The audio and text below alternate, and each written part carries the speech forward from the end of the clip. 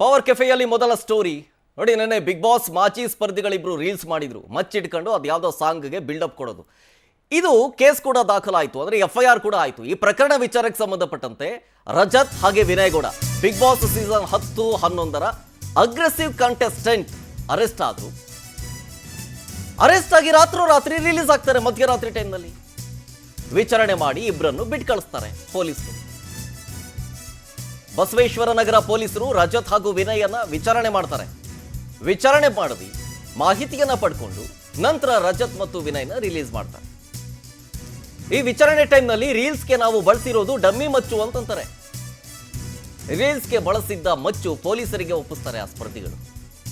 So ವಿಚಾರಣೆ ಮಾಡಿ release ಮಾಡಿ ಬಿಟ್ಟು ಕಳಿಸಿರೋ ಮಾಹಿತಿ ಇದೆ. ಜೊತೆಗೆ ಇವತ್ತು ಬೆಳಗ್ಗೆ ಮತ್ತೆ ಬನ್ನಿ ವಿಚಾರಣೆ ಇದೆ ಅಂತೇಳಿ 10:30ಕ್ಕೆ ಬನ್ನಿ ಅಂತ ಪೊಲೀಸರು ನೋಟಿಸ್ ಕೊಟ್ಟಿದ್ದಾರೆ. ಏನು ಗೊತ್ತಾ, ಎಲ್ಲ ಅದು ಫೇಕೋ ಅಥವಾ ಒರಿಜಿನಲ್ ಮಚ್ಚೋ ಅಂತ ತಿಳ್ಕೊಂಡು FIR ಹಾಕಬೇಕಾಗಿತ್ತಲ್ವಾ? FIR ಹಾಕೋಕ್ಕೂ ಮುಂಚೆ ಒಂದು ಪ್ರಾಥಮಿಕ ಹಂತದಲ್ಲಿ ಕನ್ಫರ್ಮ್ ಮಾಡ್ಕೋಬೇಕಾಗಿತ್ತಲ್ವಾ? ಏಕಾಏಕಿ ಅದು ಒರಿಜಿನಲ್ಲೇ ಅಂತ ಹೇಳ್ಬಿಟ್ಟು ಅದು ಹೆಂಗೆ ಕನ್ಫರ್ಮೇಷನ್ ಬಯಾಸ್ಗೆ ಬಂದ್ಬಿಡ್ತಾರೆ ಅಂತ.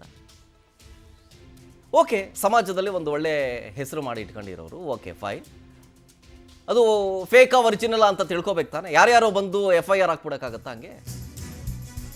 ಒರಿಜಿನಲ್ಲೋ ಫೇಕೋ ಅಂತ ತಿಳ್ಕೊಳ್ಳದೆ ಇದು ಒಂದು ಆ್ಯಂಗಲ್ನಲ್ಲಿ ಚರ್ಚೆ ಆಗ್ತಾ ಇರೋದು. ಮತ್ತೊಂದು ಆ್ಯಂಗಲ್ನಲ್ಲಿ ಏನು ಗೊತ್ತಾ, ಬೆಳಗ್ಗೆ ಒರಿಜಿನಲ್ ಮಚ್ಚು ಅಂತ ಕನ್ಫರ್ಮ್ ಮಾಡಿ FIR ಹಾಕಿರ್ತಾರೆ. ರಾತ್ರಿ ವೇಳೆಗೆ ಅದು ಹೆಂಗೆ ಫೈಬರ್ ಮಚ್ಚಾಗಿ ಚೇಂಜ್ ಆಗಿಬಿಡುತ್ತೆ? ರಾತ್ರಿ ರಜತ್ ಮತ್ತು ವಿನಯ್ ವರಸೆ ಬದಲಿಸ್ತಾರೆ. ಮಚ್ಚನ್ನ ಪರಿಶೀಲನೆ ಮಾಡೋದಕ್ಕೆ ಮಧ್ಯರಾತ್ರಿಯವರೆಗೂ ಟೈಮ್ ಬೇಕಾಗಿತ್ತ? FIR ದಾಖಲಿಸೋ ಮೊದಲು ಪರಿಶೀಲನೆ ಮಾಡಬೇಕಾಗಿತ್ತಲ್ವಾ? ಇವತ್ತಿಬ್ಬರನ್ನು ಕೋರ್ಟ್ಗೆ ಹಾಜರುಪಡಿಸಬೇಕು ಅಂತ ಪೊಲೀಸರು ಹೇಳಿದ್ರು. ಇವತ್ತು ಫೈಬರ್ ಮಚ್ಚು ಅಂತ ಹೇಳ್ತಾ ಇದ್ದಾರೆ ಪೊಲೀಸರು. ನೆನ್ನೆ ಮಧ್ಯಾಹ್ನ ಅರೆಸ್ಟ್ ಮಾಡ್ತಾರೆ, ಮಧ್ಯರಾತ್ರಿ ರಿಲೀಸ್ ಮಾಡ್ತಾರೆ. ನೋಟಿಸ್ ಕೊಟ್ಟು ವಿನಯ್ ರಜತ್ ಇಬ್ಬರನ್ನೂ ಕೂಡ ನಾಳೆ ಅಂದರೆ ಇವತ್ತು 10:30ಕ್ಕೆ ಹಾಜರಾಗಿ ಅಂತ ಹೇಳ್ತಾರೆ.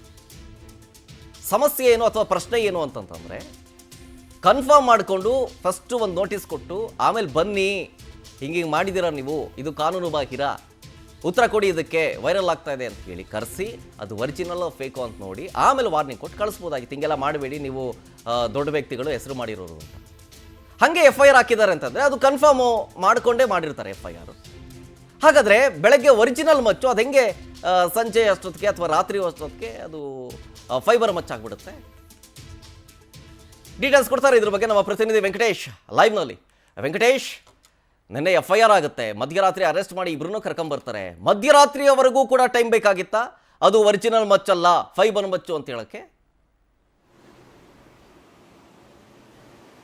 ಶರತ್, ಪೊಲೀಸರ ನಡೆಗೆ ಸಾಕಷ್ಟು ಅನುಮಾನಗಳು ವ್ಯಕ್ತವಾಗ್ತಾ ಇರುವಂಥದ್ದು. ಏನು ಒಂದು ರೀಲ್ಸ್ ಅಪ್ಲೋಡ್ ಮಾಡಿದಂಥ ಸಂದರ್ಭದಲ್ಲಿ ಇದು ಆಮ್ಸ್ ಆಕ್ಟ್ ಅಡಿಯಲ್ಲಿ ಪ್ರಕರಣವನ್ನು ದಾಖಲಿಸ್ಕೊಳ್ತಾರೆ, ಸಮಾಜದಲ್ಲಿ ಶಾಂತಿ ಕದಡುವಂಥ ಕೆಲಸವನ್ನು ಮಾಡಿರುವಂಥದ್ದು ಅಂತ ಹಿನ್ನೆಲೆಯಲ್ಲಿ ಅವರಿಗೆ ನೋಟಿಸನ್ನು ಕೊಡ್ತಾರೆ ವಿಚಾರಣೆಗೆ ಬರಬೇಕಂತೇಳಿ. ಆದರೆ ಅವರು ಶೂಟಿಂಗಲ್ಲಿ ಇದ್ದೀವಿ ಅಂತ ಹೇಳ್ತಾರೆ. ಆದರೆ ಇವತ್ತು ವಿಚಾರಣೆಗೆ ಬರಲೇಬೇಕಂತ ಹೇಳಿದಂಥ ಸಂದರ್ಭದಲ್ಲಿ ಅವರು ವಿಚಾರಣೆಗೆ ಹಾಜರಾಗ್ತಾರೆ. ಹಾಜರಾದಂಥ ಸಂದರ್ಭದಲ್ಲಿ ಅವರು ವಶಕ್ಕೆ ಪಡೆದು ವಿಚಾರಣೆಯನ್ನು ಕೂಡ ಮಾಡ್ತಾರೆ.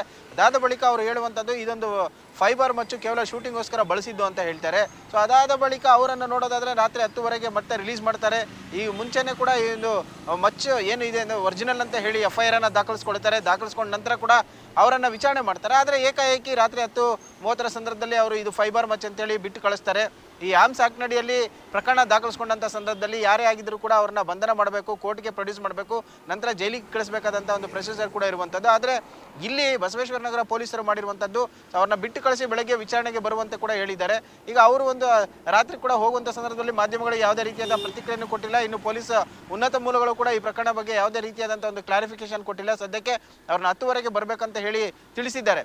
ಈ ಒಂದು ವಿಚಾರಣೆ ಅಂದರೆ ಪ್ರಕರಣವನ್ನು ನೋಡ್ತಾ ಹೋಗೋದಾದರೆ ಸಾಮಾನ್ಯ ಜನರಿಗೆ ಒಂದು, ಸೆಲೆಬ್ರಿಟಿಗಳಿಗೆ ಮತ್ತೊಂದು ಕಾನೂನು ಅನ್ನುವಂತಹ ಪ್ರಶ್ನೆ ಕೂಡ ಮೂಡುವಂಥದ್ದು. ಯಾಕಂತ ಹೇಳಿದ್ರೆ ಕಳೆದ ಕೆಲವು ದಿನಗಳ ಹಿಂದೆ ಕೂಡ ಇದೇ ರೀತಿಯಾದಂಥ ಒಂದು ಪ್ರದರ್ಶನ ಮಾಡೋದಂತ ಅಂದರೆ ಆಮ್ಸ್ ಆಕ್ಟ್ ಅಡಿಯಲ್ಲಿ ಪ್ರಕರಣ ದಾಖಲಿಸ್ಕೊಳ್ತಾರೆ, ವೀಲಿಂಗ್ ಮಾಡ್ತಾರೆ, ಲಾಂಗು ಮಚ್ಚುಗಳನ್ನು ತೋರಿಸಿದಂಥ ಸಂದರ್ಭದಲ್ಲಿ ರೌಡಿ ಶೀಟರನ್ನು ಓಪನ್ ಮಾಡ್ತಾರೆ.